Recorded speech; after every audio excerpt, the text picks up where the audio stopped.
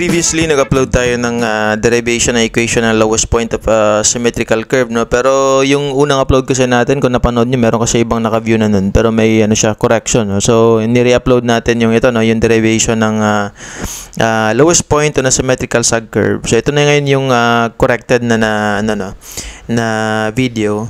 So, meron din dito yung derivation din ng highest point pag summit curve naman, no? And then, other sample problems dito sa subject natin ng curves and earthworks. So, meron dito mga horizontal curves or ito yung mga previous na lessons to, no, horizontal curves. And then, para sa mga upcoming na lessons naman, meron tayo dito earthworks naman, no, pag-compute ng mga volume ng earthworks, tsaka yung site distance. Okay? Pag gusto na naman ng mga ibang subjects din dito sa na related din sa field natin sa engineering or may mga math na subjects, ito yung mga playlist natin, may mga tutorial videos din tayo kung gusto niyo matuto ng Geographic Information System or GIS, no? Meron tayong Quantum GIS dito, tsaka ArcMap, and then meron din Google Earth, tsaka ibang mga mga subjects na na madalas nasa mga nasa civil engineering field. So may hydraulics, may mga kung ano-ano pa, no.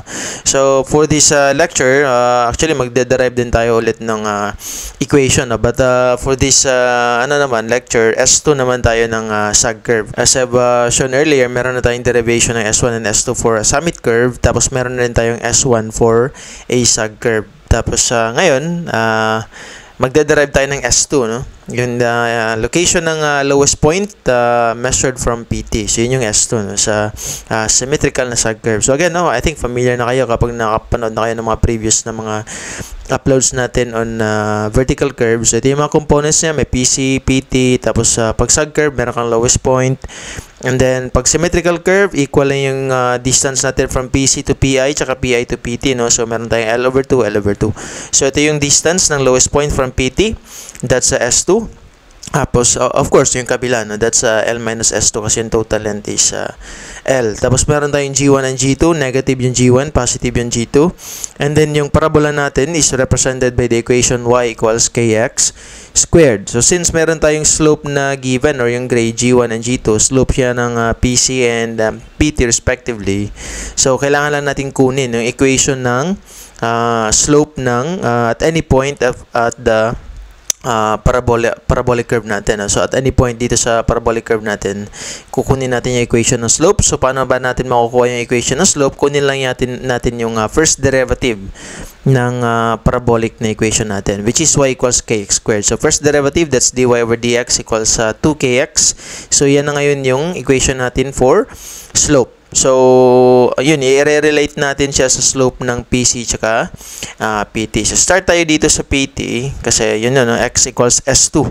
So, galing dito sa lowest point natin, pupunta ka ng PT, yung distance na mo-cover mo, o yung x is equivalent to S2.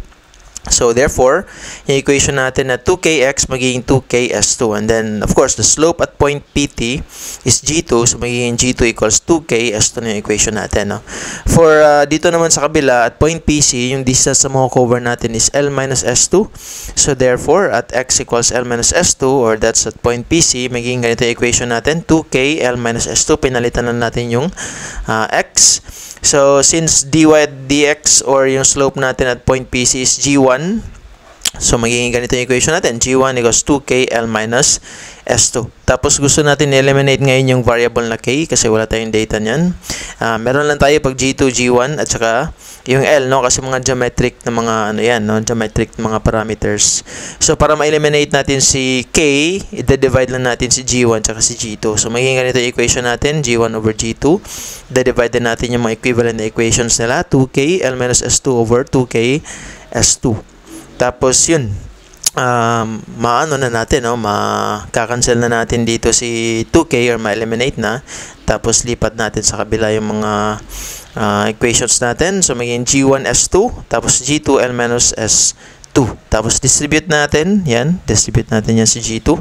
So magiging ganito yung equation na G1 S2 G2 L tapos G2 S2. Dito naman is G1 S2 plus G2 S2. Pagsamahin natin lahat ng mga may S2, no, kasi yun yung interest natin.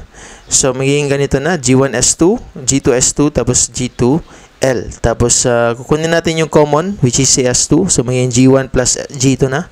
And then, S2 times G2, L. Tapos, since interested tayo kay S2, bababa natin, no?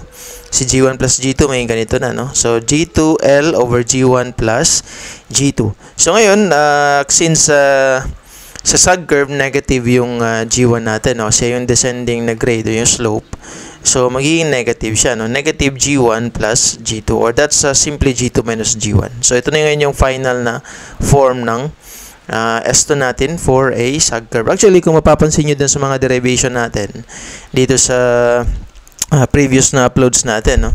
Sa playlist na to, no, ng curves and earthworks, kung mapapansin nyo yung derivation natin for S1 and S2 dito sa summit and sag curve, pareho lang ng equation yung S1 natin for both summit and sag curve. Pareho lang din yung equation yung S2 para sa naman summit saka sa sag curve. So i-check nyo lang, no? Meron lang dito may typo error dito sa ito, no, sa upload natin, kasi yung L supposedly L lang talaga siya, no? Kaya lang nalagyan natin ng 1, naging L1. So supposedly walang L1 pag symmetrical curve, kasi isang L lang naman yung may value, no? So sa unsymmetrical curves meron tayong L1 tsaka L2.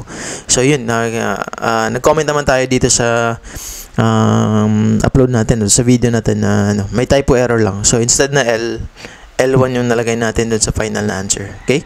So I think yun na yun, no, para sa derivation na to, sa lecture na to. And thank you again for watching. I see you sa mga next na mga lecture uploads natin.